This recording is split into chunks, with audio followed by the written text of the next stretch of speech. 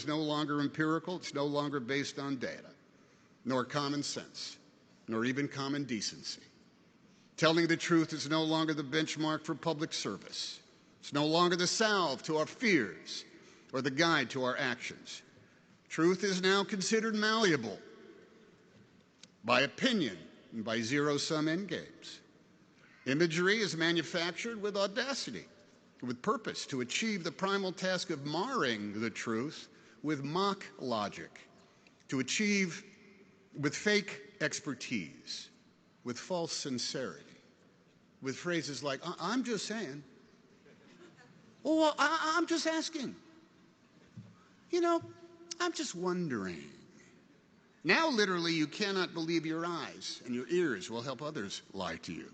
Someone will report the world to you exactly as you wish it were, full of alternative facts, of conjured narrative meant to buttress the status quo and deny its offenses, or rejig the rules and muddy the playing field depending on where one is on the food chain and the moral spectrum. The American way can be demonstrated without ceasing as a perpetual prayer by every big shot and any plain Jane or Joe Blow. Justice can be an everyday pursuit, case by case, with both lightning speed and the slow, inevitable effect of gravity. Truth, though, truth. Truth feeds up in the high country, as elusive as serenity, yet as certain as the North Star and the Southern Cross. Truth is mined at the intersections of our chosen behaviors and our fixed habits, in our personal boundaries.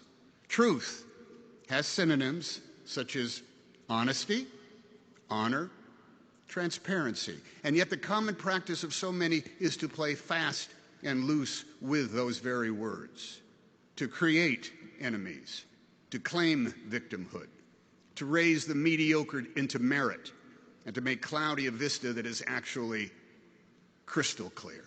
Likewise, truth has opposites. Omission. You don't need to know that. Distraction. That's not the real story. This is. Opinion masquerading as clairvoyance. Oh, here's what is going to happen. And influence peddling.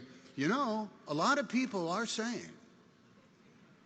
Truth, too, has a nemesis equal to any colored kryptonite that, like a feral hound, is never too far off the path in the weeds and in the shadows, lying in wait for the lethal opportunity to bring truth down. And that beast is indifference, which will make moot all the permanence found in truth.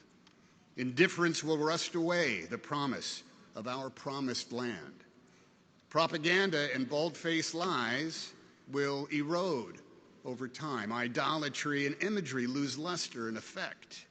Ignorance and intolerance can be replaced by experience in the wink of an eye, but indifference will narrow the vision of America's people and make dim the light of Lady Liberty's symbolic torch.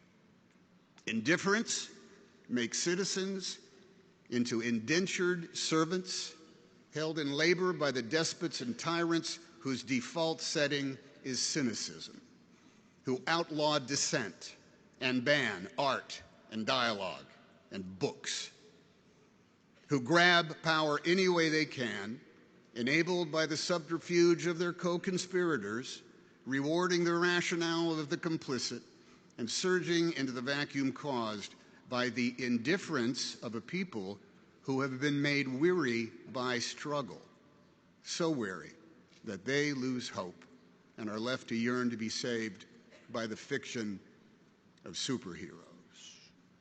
Every day, every year, and for every graduating class, there is a choice to be made. It's the same option for all grown-ups who have to decide to be one of three types of Americans: those who embrace liberty and freedom for all, those who won't, or those who are indifferent. Only the first do the work of creating a more perfect union, a nation indivisible.